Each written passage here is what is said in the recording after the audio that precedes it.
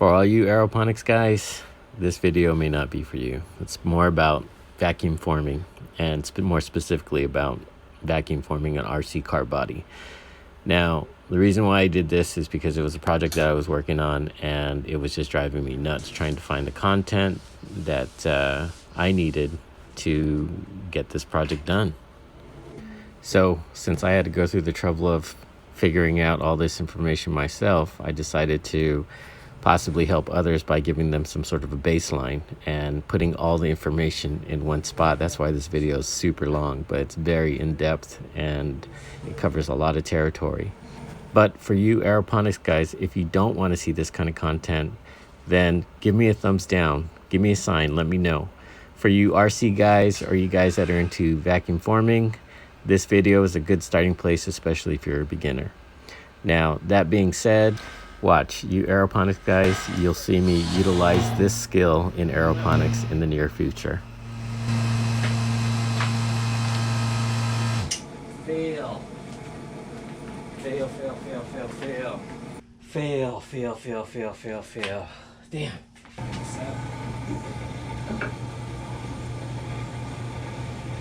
Okay. Since I spent hours trying to piece the information together one by one just to pull an RC body, I decided to go ahead and put together an all-in-one video. So if you're trying to put together a system, then this video is for you.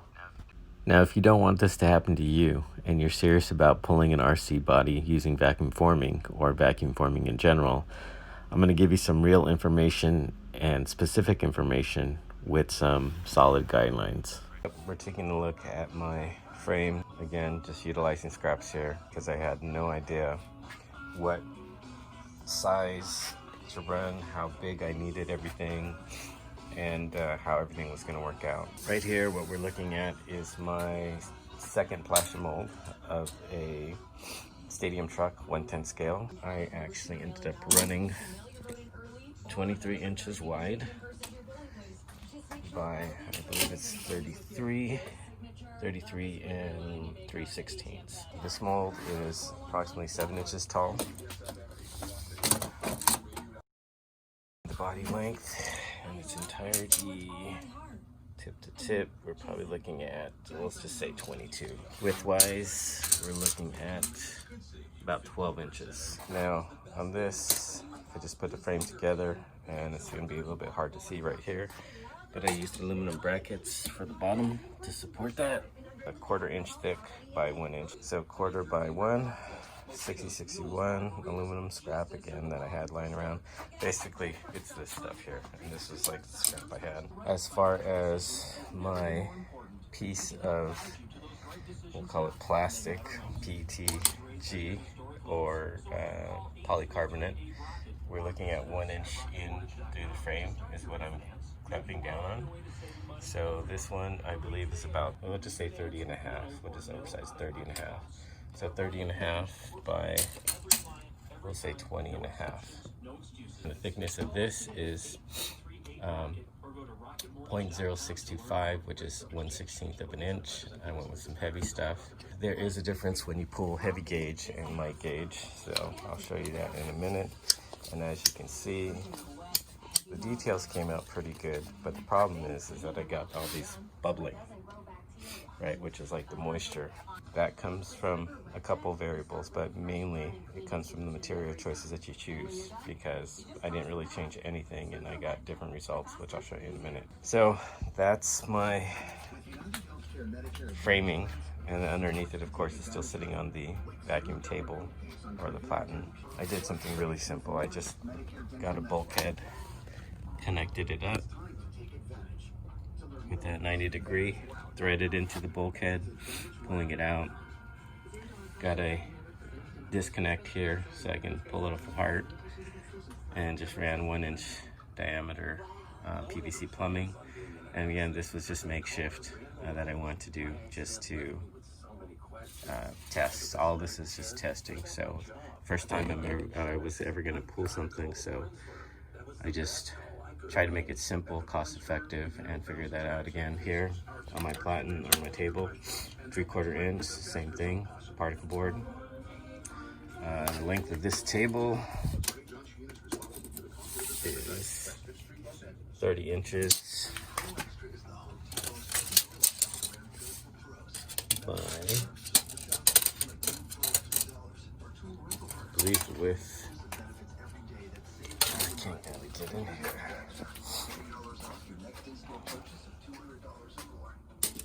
Okay. So we're gonna say it's 30 by 24 is my table size.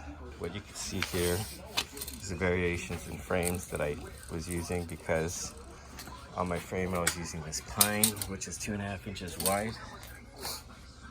And of course the bracket material underneath that I'm using, the aluminum, is only 1 inch wide. So this Sharpie line that I had here was when I did my outline of the frame itself. And that's where the frame used to be. But I was wasting this 1 inch of material.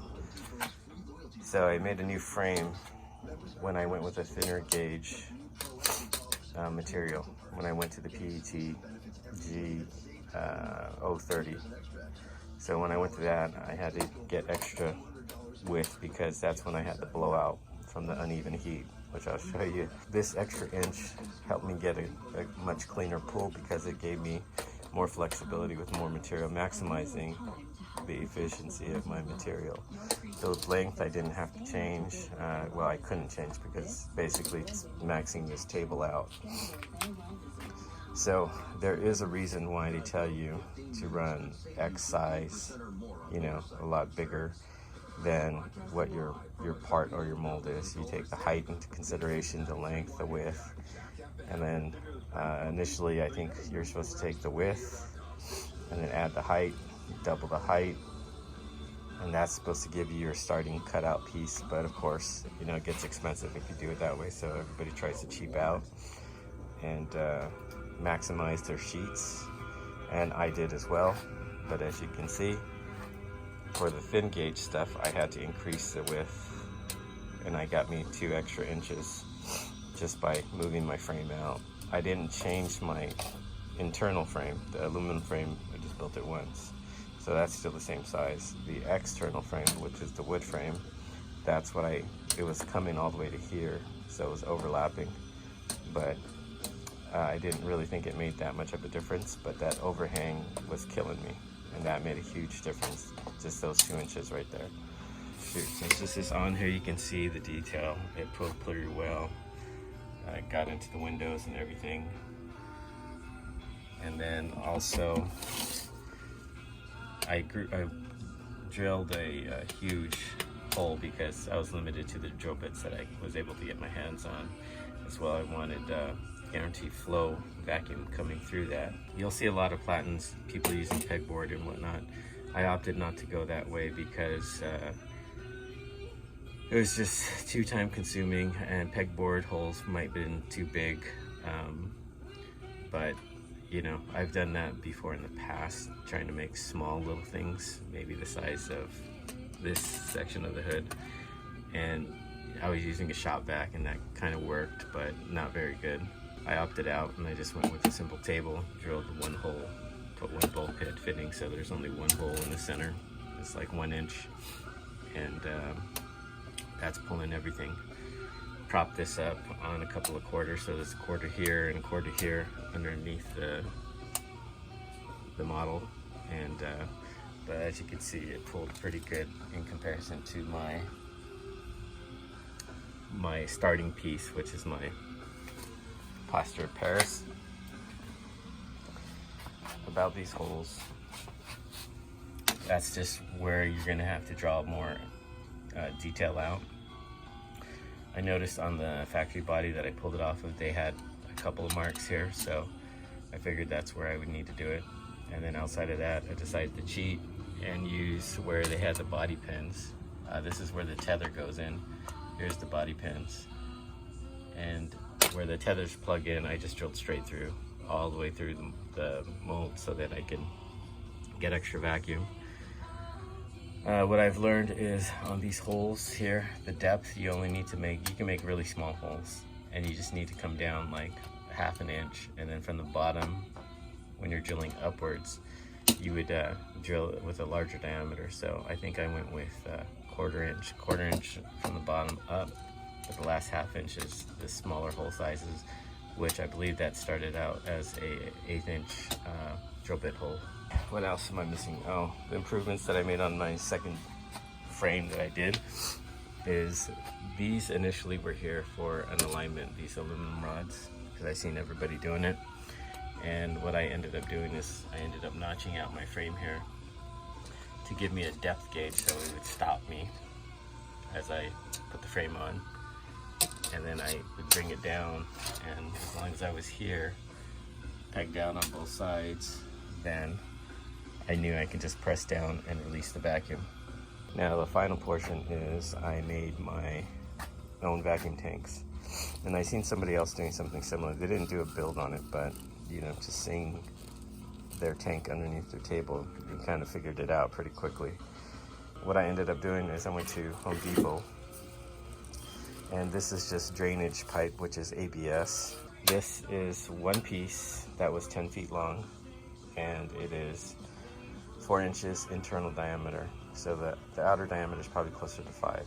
This gauge I actually had off of something else, so I didn't buy it. I don't even remember what it came with. The vacuum tanks, again, 5 inches OD, but it's labeled as 4 inch drainage tube. Just bought some end caps and got my PVC connected. So just went in there with fitting, and then I glued everything together, bonded everything together. Now, in regards to the glue and the bonds, I'll get into that. There is a difference between ABS and PVC. You can't use the same glue. I mean, maybe you can, but it's not the proper way to do it. There is a different glue, which you can pick up from a plastic specialty or just probably on the internet. I'll show you what that is in a minute. Okay, about the glues I use. So here on the far right, we have the PVC glue everybody's familiar with. Then for the black drain pipe, it's made out of ABS, so I used ABS. And finally, I got this from my local place. It's 1802, and this is for the acrylic, styrene, PVC, ABS, and butyrate. Now what this allowed me to do was to bond the ABS to the PVC. I cut my 10-foot tube in half and made my tanks. Capacity is about, we'll just say close to 9 gallons, and that's it. So 9-gallon tank, I was able to pull this and with no problem. The ups and downs to having a vacuum tank versus like a vacuum pump or a shop vac is the consistency of the pull. Like, you can go forever with a shop vac, but the benefit of running vacuum tank is you can pull more vacuum. Okay, so I'm going to jump in right here. Now, the importance of power and speed when vacuum forming is huge. So my analogy, since I'm a car guy, I'm going to say using a vacuum tank is like having a big block Chevy 454 on nitrous, versus using a shop vac is like driving around a Toyota Prius hybrid. You're going to get there eventually, but by the time you get there, it may be too late. Okay, I don't know how many of you guys have ever drank apple cider vinegar and seen one of these plastic containers, but they're very heavy-duty plastic. So here's an example of how powerful it is. Okay, as you can see, I got the bottle taped up, and I have the vacuum still above 25. And all I'm gonna do is I'm gonna push this lever down, and we're gonna watch this bottle, see what happens. Ready? 1, 2, 3. So when I make a reference to nitrous oxide and speed and power, you can see how fast it comes on. And that is instantaneous. And I'll show you what these tanks could do when I was testing as a prototype and how quickly it would work. Outside of that, well, going back to how quickly it would work, pulling vacuum is very important. So the speed in which and the strength in which that you had the vacuum pulling at is going to be critical to when you're doing your molds, especially probably the more complicated. So right now I would probably feel more comfortable if I had one more PVC or one more ABS pipe, 4 inch, you know, then my capacity would go up to probably about 13 gallons. So if I added 2, then I would be like an 18-gallon tank, which would be cool. One of the reasons why I opted out to do this ABS version is because it was cheap. So the pipe alone was like 13 bucks, I believe. And the end caps were probably more expensive. So that's probably like, maybe say $3 each. That's like another 12 bucks. So it's like 25 bucks to get one of these. Now you can go to Harbor Freight and buy air tank if you want. I didn't want to do that because I thought it would be a waste, and I thought also I don't have a purpose for that, as well as the storage on it would be a lot harder to store air tank versus this. Like this, I could just throw up onto the rafters and not even think twice about it. It's not going to get in the way. It's going to be tucked away, and I can access it anytime I want and break it down. Coming out of the vacuum tanks, going into the PVC, I just put a 3/4 inch shutoff valve here, and that just activates or controls when this table gets vacuumed. And that's pretty much the simple explanation. Here I got my feed line, and also I got another shutoff valve. So this is hooked up to my vacuum pump, which again, I got this a long time ago, wasn't being used. I use it for several things. Had it lying around, dual purpose. I ended up running a airline hose from Harbor Freight, which was like $4. This was rated up to 200 psi. So when I was looking up the forces applied under vacuum, and specifically however many inches of mercury that it would pull, I think I came up with a number somewhere around 50 psi or 50 pounds of force that would be applied. So I figured this is 200, it's like more than enough, and it won't collapse. And I was right, it doesn't collapse. So that's my entire setup. What I do is I start with the vacuum, charge up the system, open this valve, turn it on, charge up the system, let the gauge get to my peak, which I think I could get to like 27, 28 inches of mercury. And then I have this valve shut off. And once it's charged, I just shut the pump off, and I'm ready to go. And as far as I seen somebody else do this, so I kind of situated this so because of the height and everything, to where as I push down on the frame, and there's a silicone seal around here, window seal that I picked up from Home Depot, 10 feet, and I had extra. So once I come down and I'm ready for my vacuum, then I just hit this with my knee. And when I hit that with my knee, the valve opens up and sucks the part down, which you'll see. So it's a one-man operation, so I set it up so that I can pull it off myself. So that's an overview of my whole system and how it works, and what the results are I'll show you in a minute. As I said, this bubbling could come from, it obviously comes from excessive heat, but that's not the main reason. It could be how quickly you heat it, not just the max temperature. So you got to kind of figure that one out. You got to play with it. And over here, as you can see, this one was one of the bodies I pulled. Well, we'll start with the very first body I pulled. This is the very first body I pulled, and as you can see, this one has a lot less speckling in certain areas and gets heavy in the back portion. So that was the very first body I pulled. This is actually 16th inch or 0.65, and this was sold to me under the pretense that it was PETG, which it's not. This turned out to be polycarbonate, and there's two ways that I confirmed this. One, you can see all the bubbles or the moisture specks that came out as I was vacuum forming it. And this was just under when it was in the oven section, mainly when it was in the oven section. Here is another attempt that I did, and this one is a lot worse. And I was rotating the material around, so I ended up with this big seam. My unit runs under a positive pressure. Okay, here I'm referring to my oven because it has a blower motor on it. And we'll get into that, and I'll explain that a little later in the video.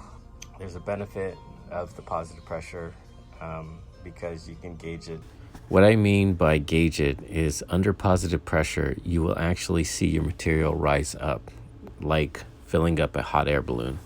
Gauge it a little easier by just being able to eyeball it, or you probably could even measure it if you really wanted to. Mine runs under positive pressure, so when this was forming, it doesn't droop down like how you'll see everybody else's student do. Mine actually bows up like a rainbow, and then I can see how much my material stretches. Looks like we're starting to get some positive pressure in that way. That's good. Okay. Measure it out, and best I can eyeball it, it's roughly about 1.5 inches.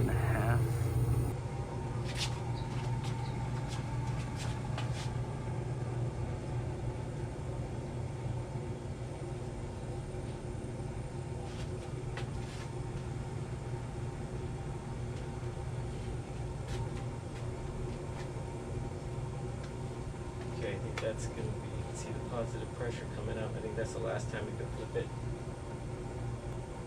Yeah, that's definitely the last time we're going to be able to flip it.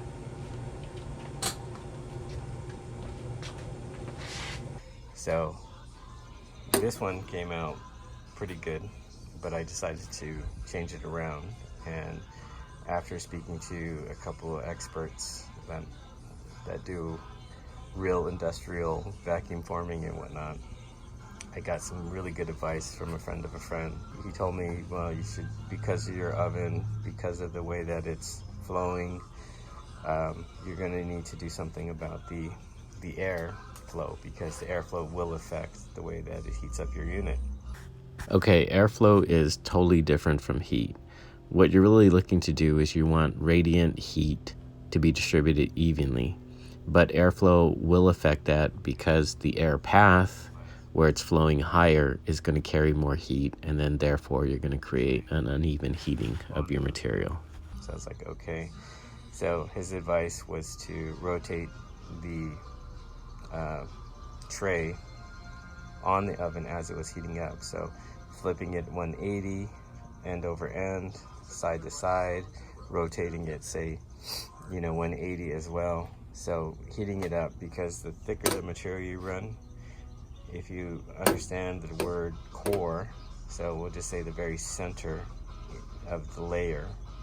So if it's 1 inch thick, then we'll say at the 1/2 inch mark into that thickness of the material, the core of the material is what you got to heat up, and that's where it really makes a lot of sense.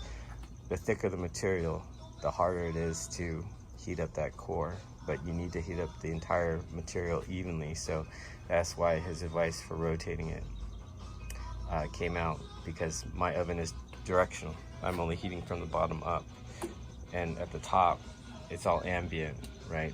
We just have regular air, and so the air temperature could say be 75-80 degrees out, but inside of here in the oven we're going to be at like 350. So there's an uneven balance.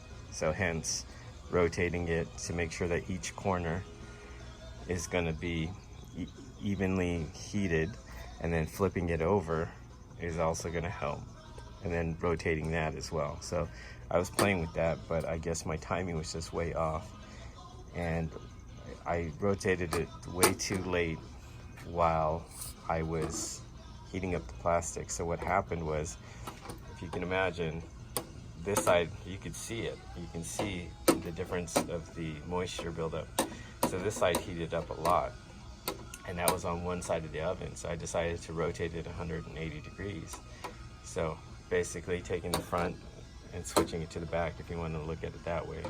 And when I did that, since it had a positive pressure, a bubble forming on this side, then I was like, oh man, it would be sag for most of you. And then so when I rotated it over, then this side got to the hot side of the oven. And when it got to the hot side of it, it started to sag. But this side was on the colder side of the oven, so it didn't really sag anymore, but there was a droop or a positive bubble. So instead of a single arch, like a single rainbow shape coming, I had a small rainbow here, And then when I flipped it around, this side started to make a small rainbow. And essentially what happened was it formed an M, McDonald's arches, or a butt cheek. And in the butt cheek, since right here, the 2 points were heating up at different rates, it created a butt crack. And this butt crack fused together. So this seam here, it actually fused together while I was heating up the material. So that is something that you got to be careful of if you're going to rotate your material around. This one had to do with uneven heating, as you can see, colder, hotter, because I had less time on this side. Flipping it around when it already has a droop or an arch, not good, because you can create your own butt cheek. But if I hadn't done it, then this side would have been hot and this side would have been more on the colder side. So who knows? I mean, it might have stretched thinner here, or it could have created a tear, but something could have happened. So again, the first one, I pulled it out. Body looks good. Took it to a very high heat. I like this blower thing idea. This box works. I'm gonna keep it. Gotta work out the molds. Probably gotta put vacuum ports closer up here. The rear came out really good. Very good. Since these aren't pro bodies, I got dimpling, but you know what? I don't care. Now the dimpling I'm referring to are the moisture spots, and this is before I knew it was polycarbonate. The shape came out good. Messed up just the tail section on the corners, so looks like, I don't know if I'm on it. I think, oh, this tinfoil probably jacked me up here. Yep. This tinfoil got stuck and it came off, so it didn't seal on this corner. My alignment, I'm a 1/4 inch off, but could figure that out. Now I understand why people use poles. But if you flip it, I guess it's more accurate. That's a big ass unit. You're not really going to make bodies all the time.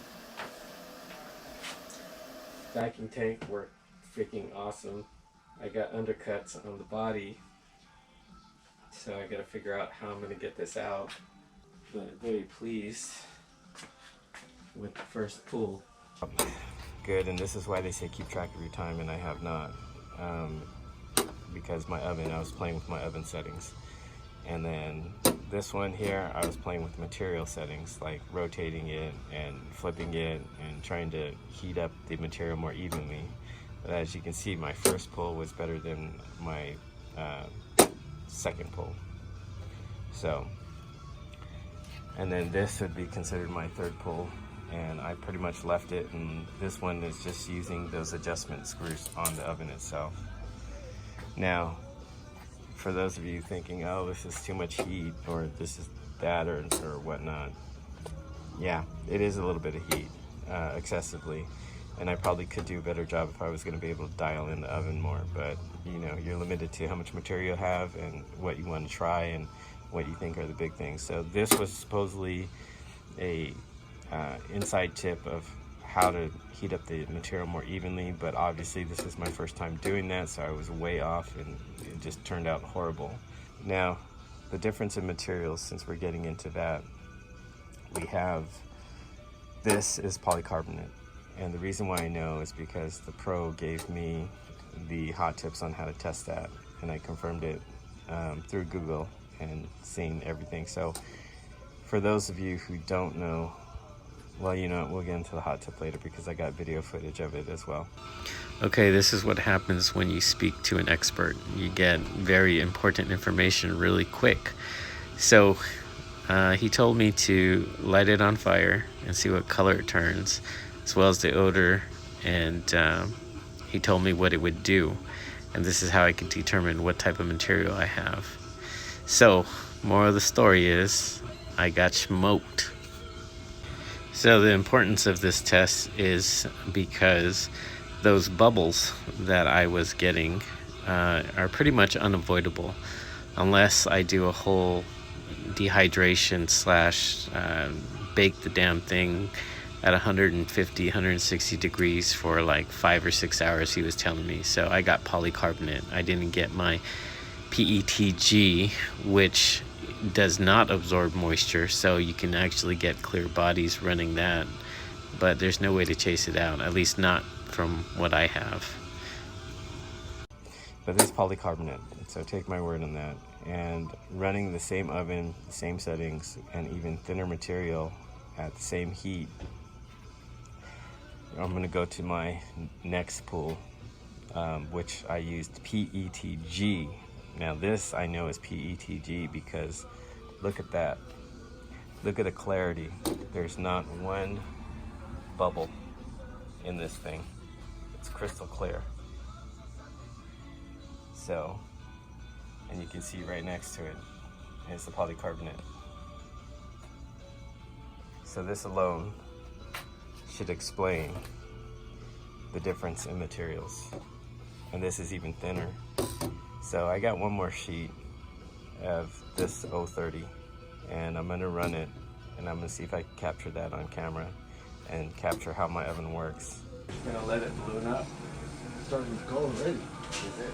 But it's not going in the middle all there.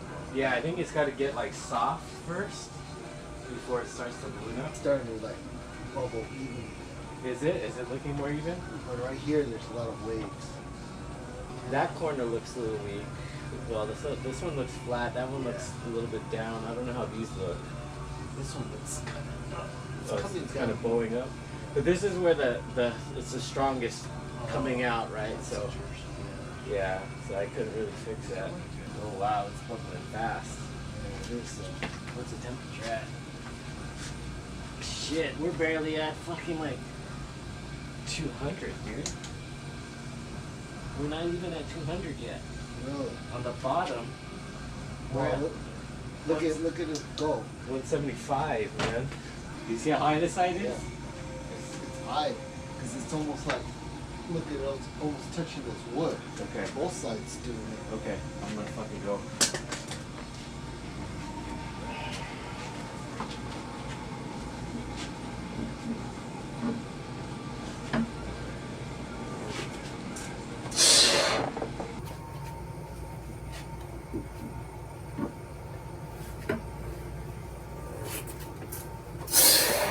I might have to go with a bigger tank.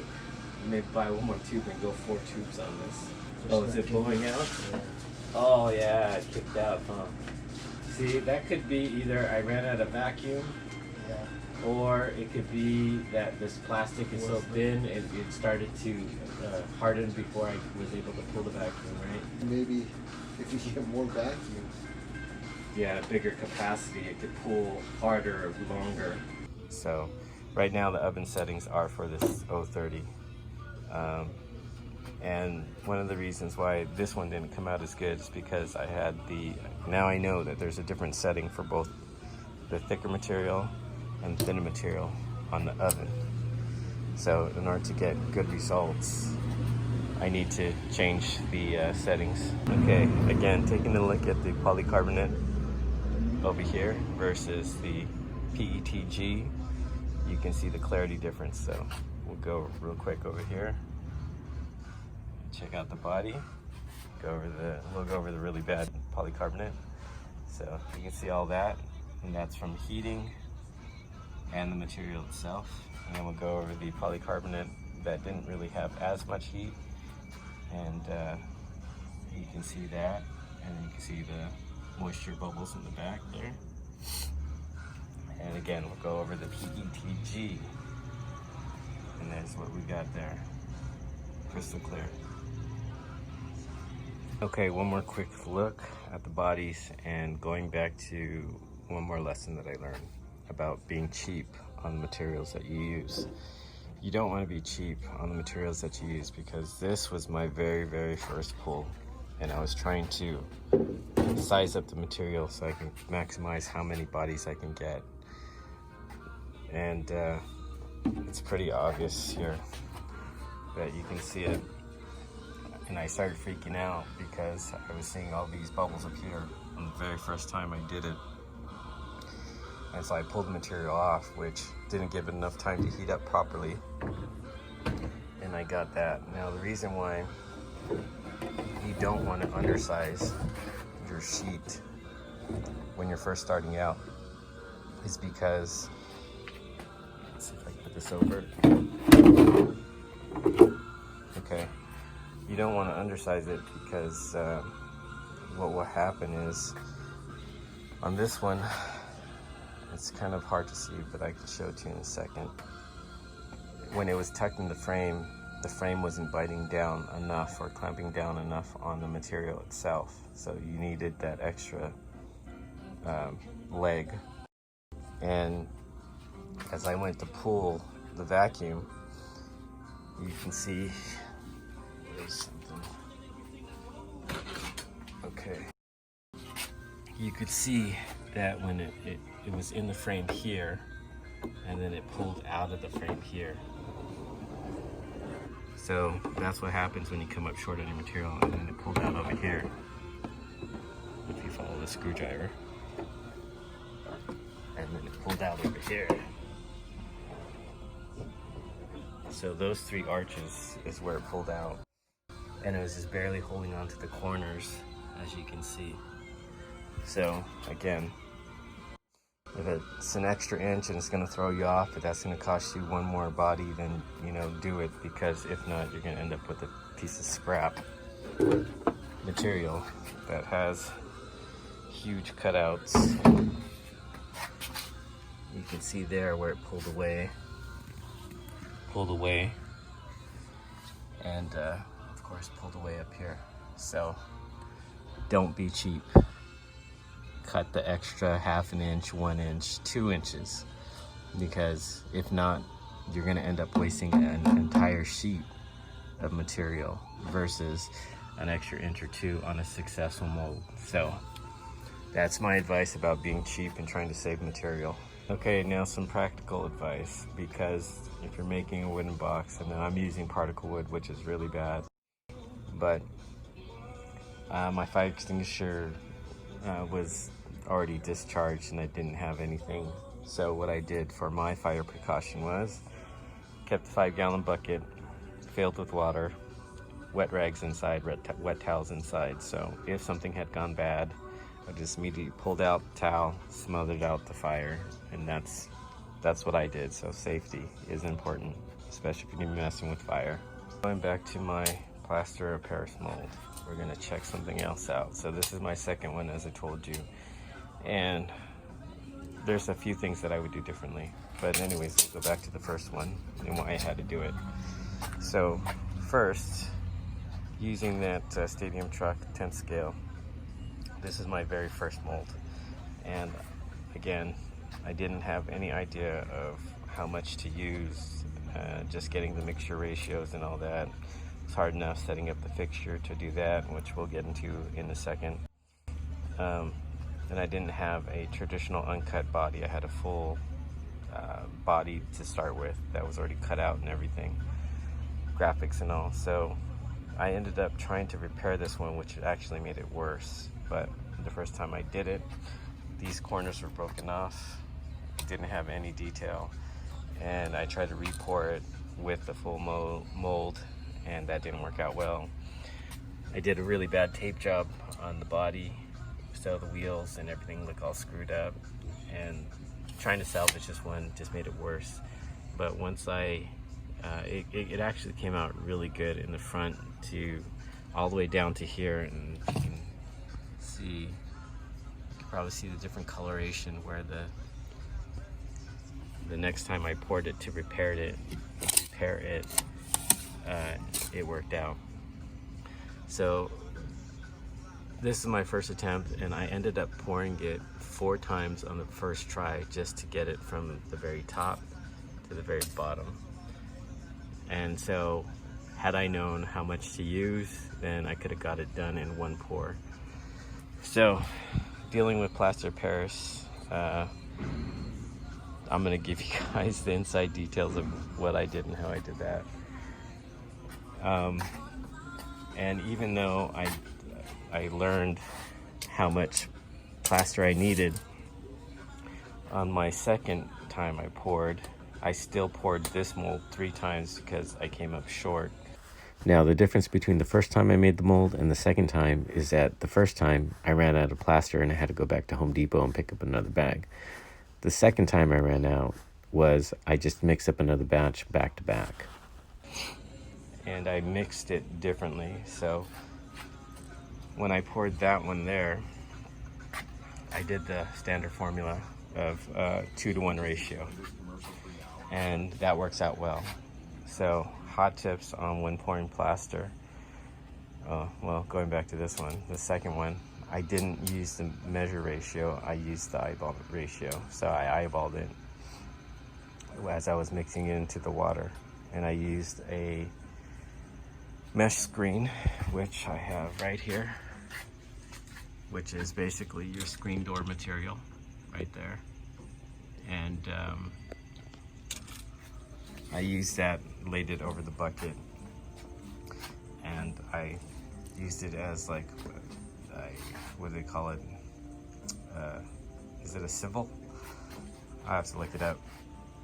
For like baking, where you sift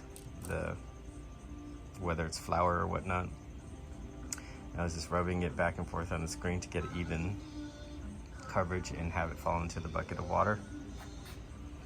And then I waited for the water to have a certain consistency where it wouldn't take up the plaster of Paris anymore. It was starting to build up and protrude out of the water, and I tried to absorb as much water as I could, and I went around the bucket and the center to get an even base. And as soon as I seen that consistency, then that's when I went in to mix it. So hot tips that you'll find on YouTube, but I'm going to give to you on this video, which is when you're mixing the plaster of Paris, use really cold water. So what I had was a bottle of 1 gallon bottle apple cider vinegar, and you're probably gonna have to figure out the ratio. So I think this, when I scaled it, the water, it came out to close to 9 pounds. So which meant when I did that plaster mold over there, I used 2-to-1. So I used 18 pounds of materials with 1 gallon of water. Now, the colder the water, what the benefit is that you're going to end up having longer work time. So it won't start to cure until you start really mixing it up. It'll give you a longer work time to play with it, pour it and everything, give you a smoother pour and all that. The consistency that you want to mix it to is probably that of a whipped heavy cream, or making whipped cream, or definitely you don't want to get to a syrup. You want to keep it thinner than a syrup, but fluffy and light is the best way if you're a baker. That's the only things that come to mind of being able to describe it. Anyways, point is just to make it creamy, light, and fluffy. Just keep those things in mind. Creamy, light, and fluffy is what you want your pour to be. Now, 2 things that speed up your work time that I found out the hard way, especially with that mold out there. The faster you mix it, the higher the speed. Like you see those baking mixers, the faster you're going to make it cure. Just like the warmer the water you have, the faster it's going to cure, the less work time you're going to have. So that's why you try to get it icy cold without it freezing over. And then you're going to have as many gallons that you need. So again, when I did it in this container, it was almost 9 pounds of plaster of Paris. Quick correction, 18 pounds of plaster of Paris for 1 gallon of water, ice cold. And for my mixer, I went to Home Depot or Lowe's, I don't remember which, and just bought this attachment for the drill. It's a paint mixer. So hooked that up to my drill, cordless drill, ran it at a low speed, mixed it up, and got my plaster of Paris mixture. Now, so again, the takeaways from this is on this stadium truck size, right? And this would be a ballpark. So what I would probably do is, again, make the plaster of Paris. Bag of plaster of Paris is marked 25 pounds. When I scaled it, it was actually 26 pounds. So it's gonna give you a little bit more. So you're gonna need 2 bags of that stuff. What I ended up pouring on this one, because I did calculate it and I did keep detailed track of it, I ended up pouring 37 pounds, and that's what threw me off. That I poured this one 3 times, as I mentioned, but the first pour got more than 70% of this. The second pour topped it off, and then the last pour was just to get it flush level at the base of the frame or the body. So 37 pounds, divide that in 2, we'll say 38 to make it easy. 15 for, it's gonna be 19 pounds, so it was 19 pounds in water ratio, weight ratio. So 19 pounds of water to 38 pounds or 37 pounds of plaster of Paris. Now, as I mentioned, it was harder for me, and even the tape, I had to tape up my wheel wells because I ended up buying a body, and this body is what my starting point was, and that's why I had to tape up the sides. And as you can see, I got a huge deficit of where the bumper is, where it meets the door. So I had to tape all that up, and even on the rear bumper area as well. So that's why my molds didn't come out as good as it could have. It could have came out a lot better had I had a clear body that wasn't cut out. Okay, I ended up making a box. And what I ended up doing here was, this was just my support box, and I channeled out the back with a router, and you'll see why in a second. So when I put this mold in, after I taped it up to get my pour, I had a support box, and the PVC here in the front and in the rear are supporting the very tip of it, as well as supporting the rear portion, the rear bumper. So, and of course, as you can see, it's a pretty snug fit, as snug as I was able to get it.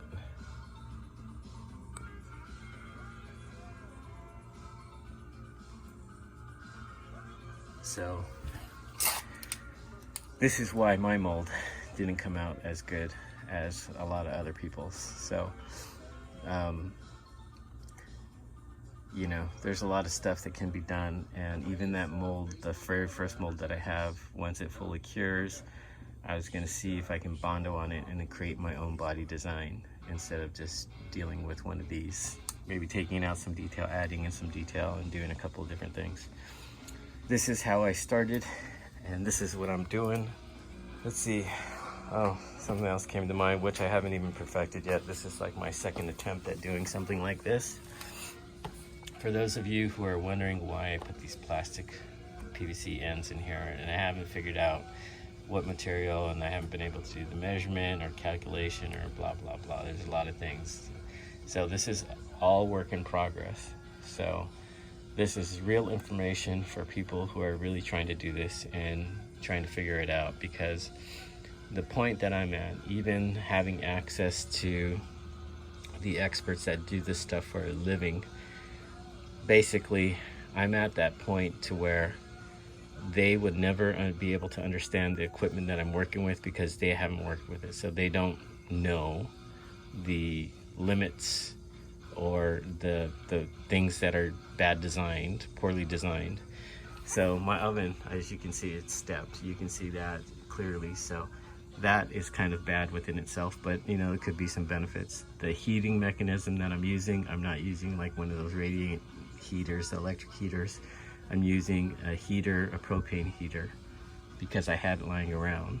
So, and I didn't feel like spending all the money on just doing this project. So I tried to use this or incorporate as many things that I had lying around, like scrap wood, doing things more cost effective, but yet, you know, kind of smart, like getting that one quick disconnect bolt connector that's going to be able to keep it 2 pieces, easy to store.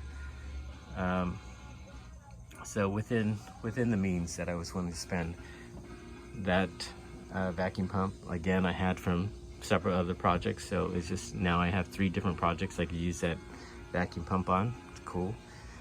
Got my quick disconnect, so it's universal. I could still use this for even automotive applications if I really wanted to.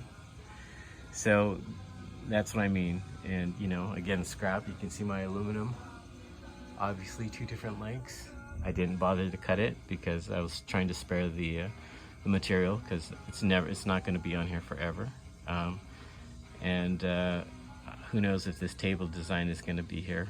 I might end up changing that. And the frame is definitely going to get changed out, and what I'm probably going to move to next is a gasketless version. But anyways, point is, going back to, even though I have access to professionals that do this stuff, you know, for huge companies, an example of it is the friend of a friend actually owns a vacuum forming company, and they do work for manufacturers such as Isuzu, and forming their parts for whatever the application may be. So that's where I got the hot tips. Now, going back to this little wedge here, that was to avoid or trying to take up the excess space. So from what I was told, anytime you have a 90-degree corner, like as I do on the taillights, you're going to end up with this flap, more than likely. So how they remedy that is, and it could be my spacing, so the spacing between that PVC that I just taped down real quick, that size is supposed to be further away, possibly from the body or the mold, and it's supposed to take up that extra slack. Okay, now going back into a little bit more detail, I didn't really feel like explaining this, but I felt that you guys need to know the basics in order to understand why you're getting this overlapping and this flap. So it's pretty simple to understand. And what I didn't do, which I need to take the time to do because I'm more interested about generally learning about how this works and what I need to fix and how bad or how good is my system. So the reason why you would add material in here, and one, I wouldn't use empty cavity, I would use a solid block, because it's going to interlock onto this piece as the vacuum draws. But the whole understanding and the point of doing this is to, when you have a 90-degree corner, as I do on this, you're going to get this overlap, mainly due to when you heat up the material, right? When you heat up the material, obviously you're never going to get it perfect. It's never going to be spot on unless you have professional equipment. Doing it at home, highly doubtful. So this overlap is from the heat. Okay, what I meant by that is that when you're heating up your material, you won't be able to control where the heat goes. So as the material becomes pliable, it's going to tend to stretch. Now, in certain places, you don't want that extra stretching to take place. Otherwise, you'll end up with these flaps or seams. And this is the excess material that you're going to have. And the whole point of putting a block in here is you're supposed to calculate how big your flap is, the area of your flap. And then what you want to do is you want to put a piece in here from how I was taught, 45 degrees away, 45 degree angle away from this 90-degree corner.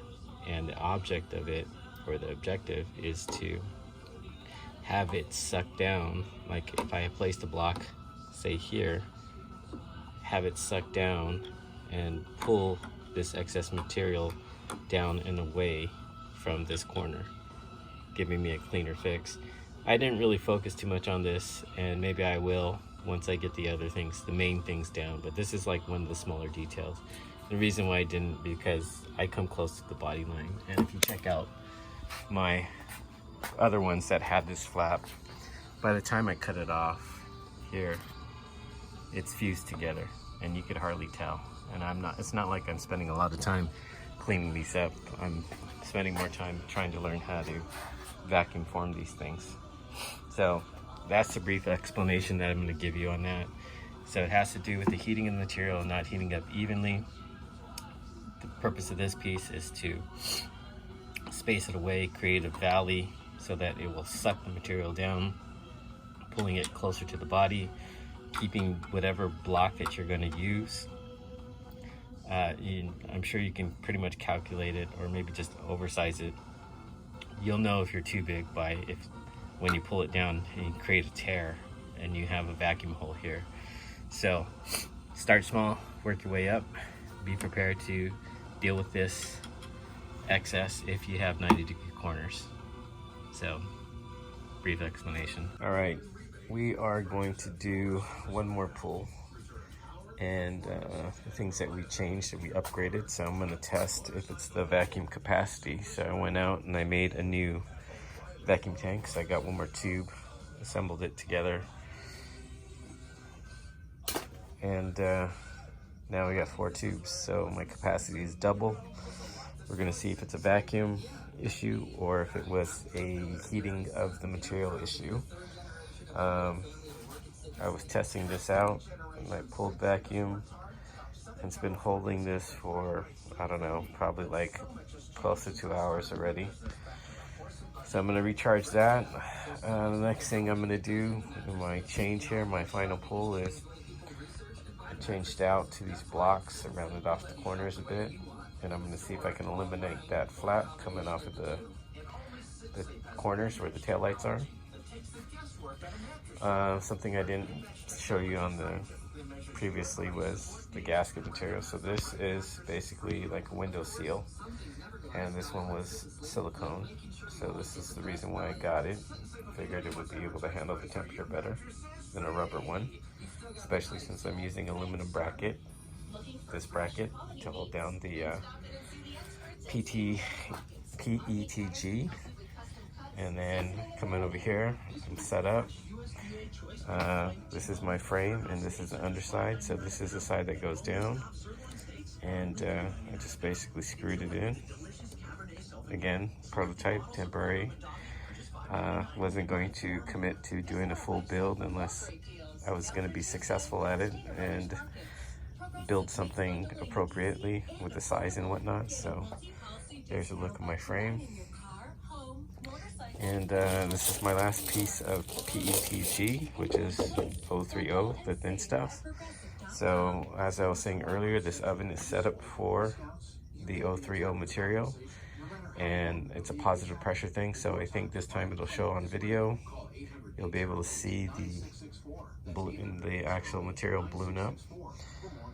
And I think that's about it. So it's just gonna be kick on the oven and do that, get it going. So we'll try to capture it on video, last pull. Okay, try to capture all this on camera, try to get a good view how they pull in. So initially what happens, from what I'm used to, is it starts to soften up, and then it'll sort of sag, where you'll see little like swirled dimples. This one already looks like it's starting to heat upwards and balloon out, and there we are. Hard to see, maybe with the black background. There you go. It's rising.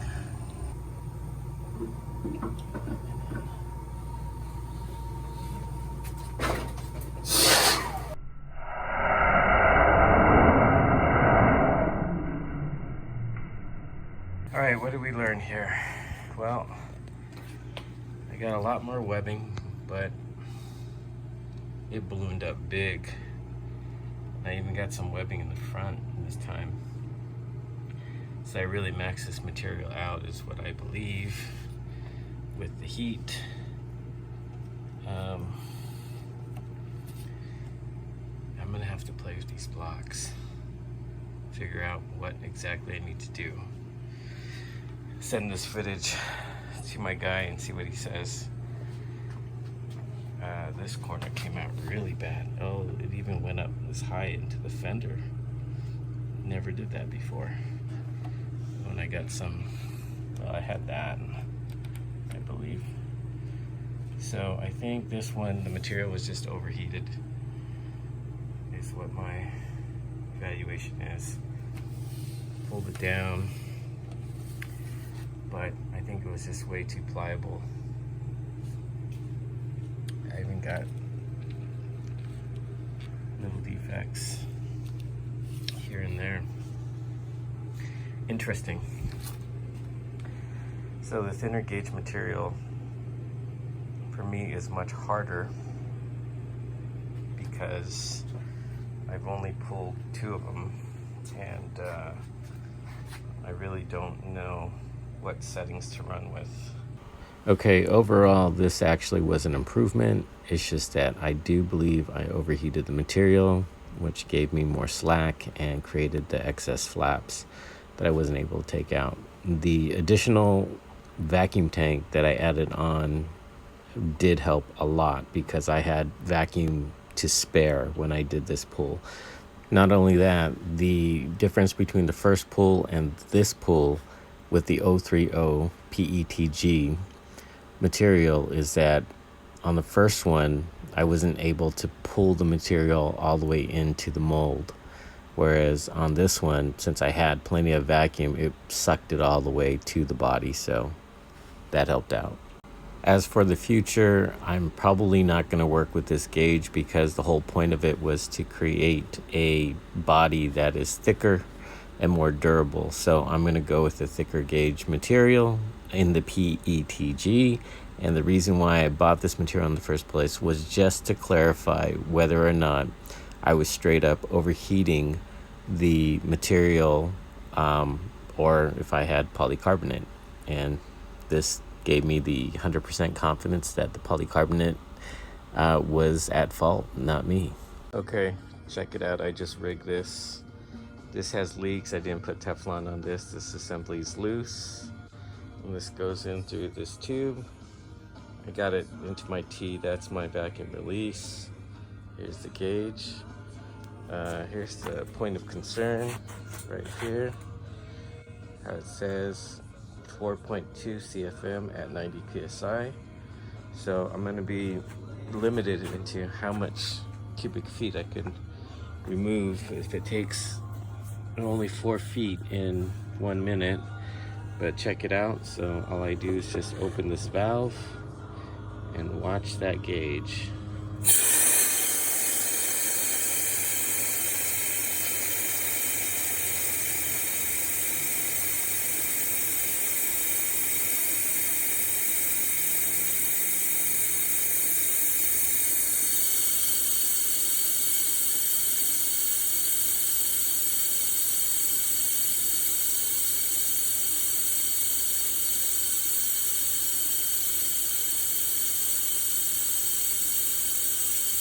Here's my first ghetto test.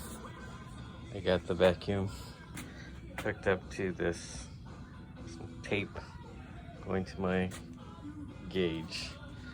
So this cannot pull enough vacuum. Check this out. So it's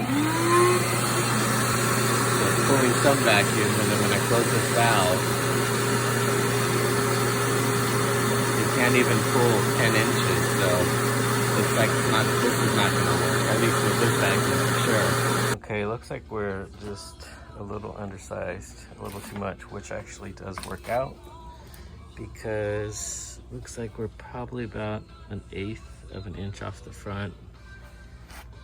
And we definitely got like at least 1/4 inch in the back. So I'm going to take the router and I'm going to run 2 slots, and that way it'll get closer to giving support to that rear section. We got our box assembled. We're just gonna do a quick test fit here. So we're bottomed out. And let's get our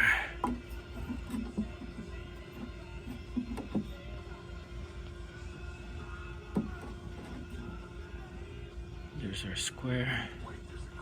So we're just about there. We got a little pressure on that, which is fine. We're looking good. Okay, gonna take the measurement. Look, we're right there. It's probably like 3/16. I think this is like an 1/8 inch thick.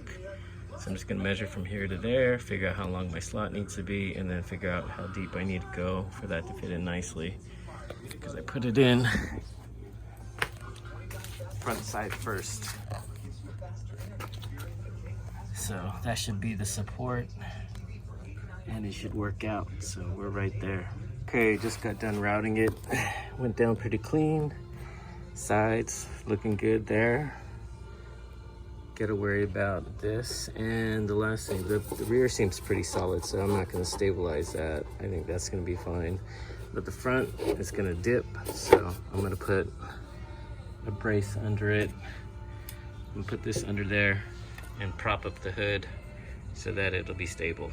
Okay, this is what I got. I don't know about the sides.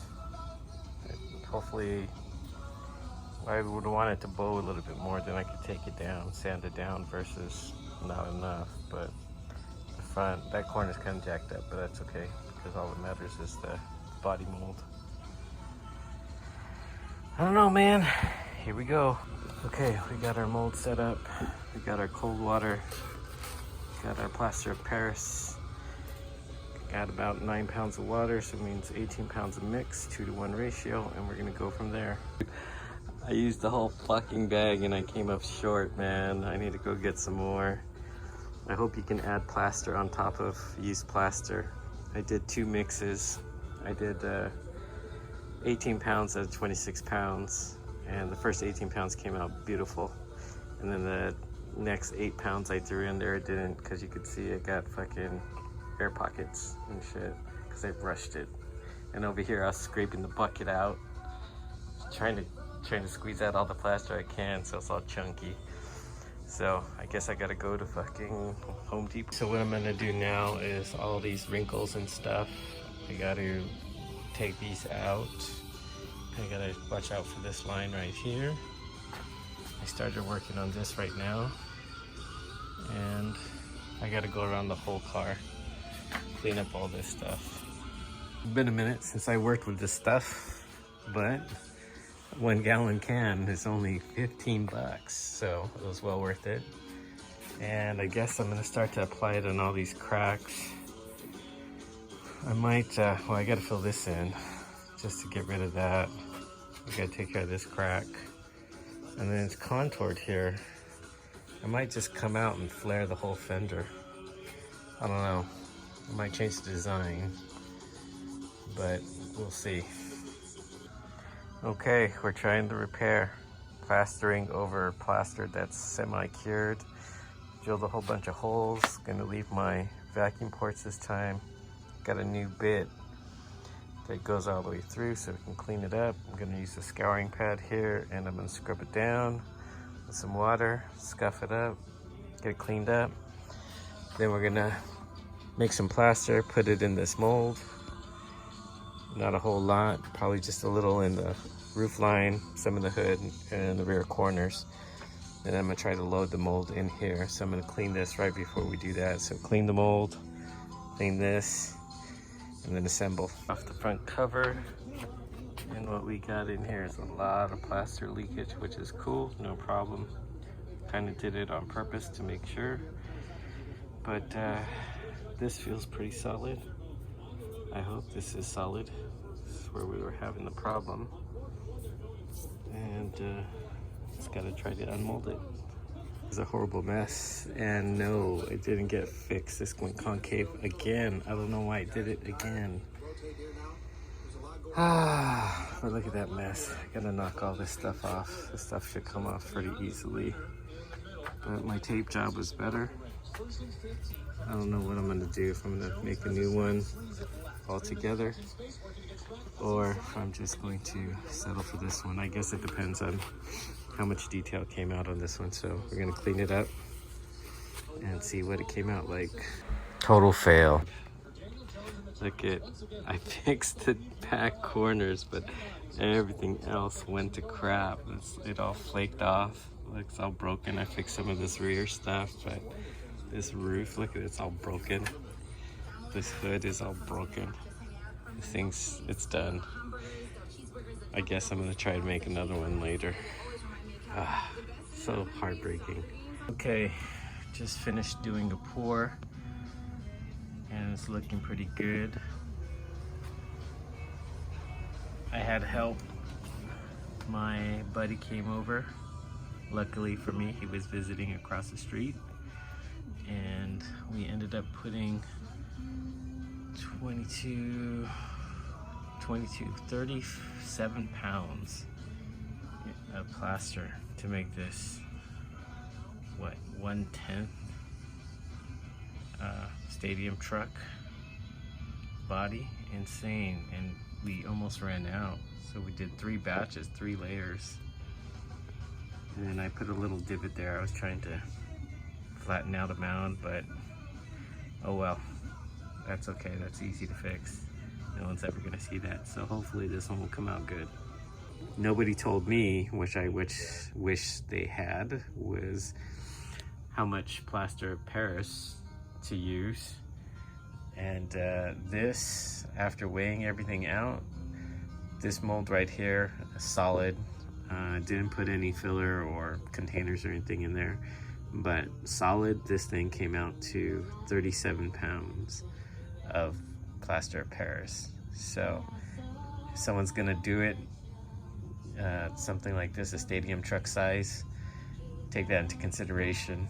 So my first mold came out bad because I had to end up pouring it 4 different times, and I had to run to the store in between and go get more plaster of Paris. But on this one, ended up doing 3 different pours, and it was just layer by layer, but it was back to back. So hot tip, use cold water, really cold water, to get your work time up. Okay, moment of truth. Next day, we're gonna take this out. Probably gonna try to clean up that little spot right there, and then we'll see what the mold looks like. Okay, originally I was thinking that this line was my pour line, but what it comes out to is it's my tape line. So that's a good sign, because I was hoping that it wouldn't have different layers this time. So we're gonna finish taking it off the tape and see what we got. Okay, just pulled it off.